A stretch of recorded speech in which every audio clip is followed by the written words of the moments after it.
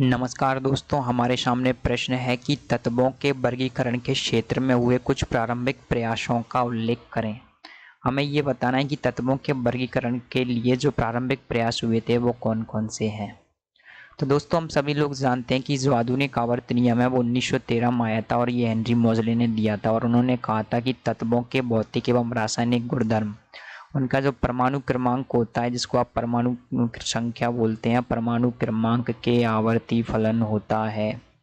इससे पहले क्या हुआ था दोस्तों कि जब शुरुआत में 18वीं सदी से ही क्या हुआ था, आपके जो 1813 से ही आपके जो तत्वों को वर्गीकृत करने का प्रयास शुरू हुआ था।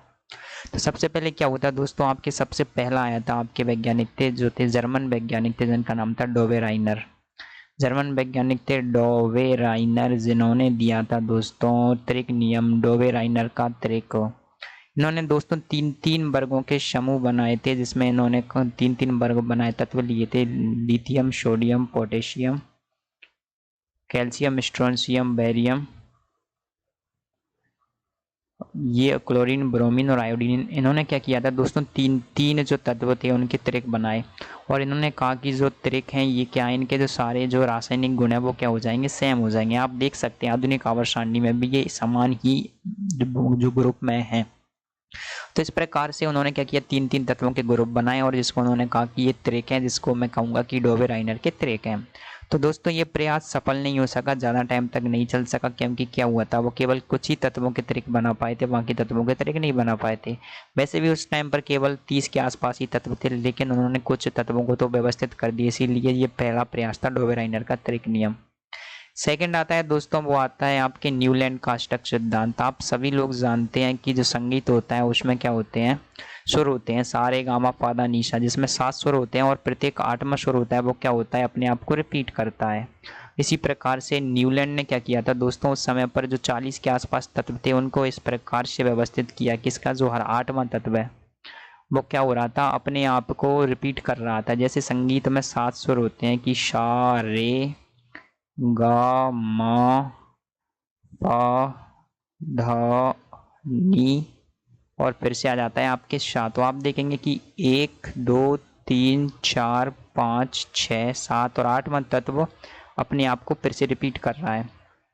इसी प्रकार से न्यूलैंड का जो अष्टक नियम था उसमें भी यही हुआ था दोस्तों कि प्रत्येक 8वां तत्व था वो क्या था, आपके पहले तत्व के समान आ रहा था। इस प्रकार से आ रहा था कि लिथियम, सोडियम, पोटेशियम, रुबिडियम, इस प्रकार से आ रहा था दोस्तों, वो इस प्रकार से आ रहा था। यदि आप यहाँ पर लिथियम लिखते हैं तो इधर और 7 तत्वों को लिखेंगे और 8वां तत्व सोडियम आपके वापस यहाँ पर आ रहा था।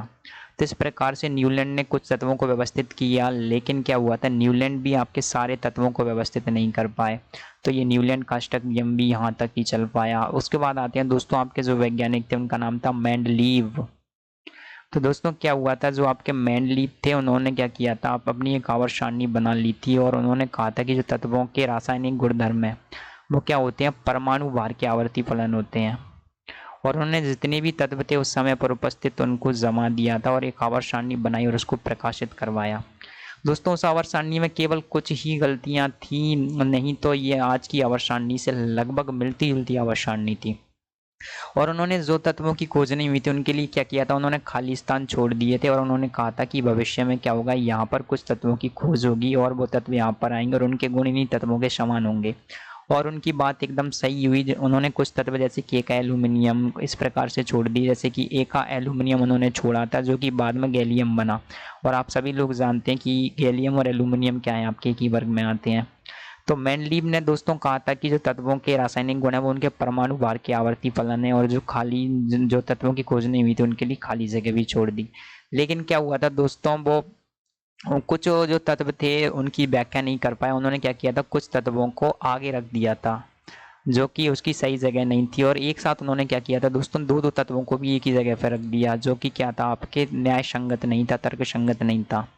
तो इस वजह से क्या हुआ था, आपके मेंडलीव भी आपके फेल हो गए। तो इस प्रकार से 3 वैज्ञानिकों ने क्या किया था दोस्तों, आरंभिक प्रयास किया। उसके बाद में आपके जो हेनरी मोज़ले आए थे 1913 में आए थे दोस्तों, हेनरी मोज़ले, जिन्होंने कहा कि तत्वों के भौतिक एवं रासायनिक गुणधर्म क्या होते हैं, उनके परमाणु क्रमांक के आवर्ती फलन होते हैं और इस प्रकार से आपकी जो आधुनिक आवर्त सारणी है वो अब बनी। मतलब कि ये जो आपके मेंडलीव की आवर्त सारणी थी दोस्तों, इसी में से जो हेनरी मोज़ले थे उन्होंने संशोधन कर दिया कि उन्होंने कहा था परमाणु भार, और इन्होंने क्या कहा है, इन्होंने कहा है परमाणु क्रमांक। हेनरी मोज़ले ने कहा है परमाणु क्रमांक, और इन्होंने कहा था कि परमाणु भार। तो इस प्रकार से केवल एक टर्म बदल देने से जो पूरी आवर्त सारणी की समस्याएं आ रही थी वो सुलझ गईं, और इस प्रकार से आधुनिक आवर्त सारणी बनी। तो दोस्तों ये था आपकी आवर्त सारणी का इतिहास। उम्मीद है आपको ये रोचक लगा होगा और पसंद आया होगा। Thank you.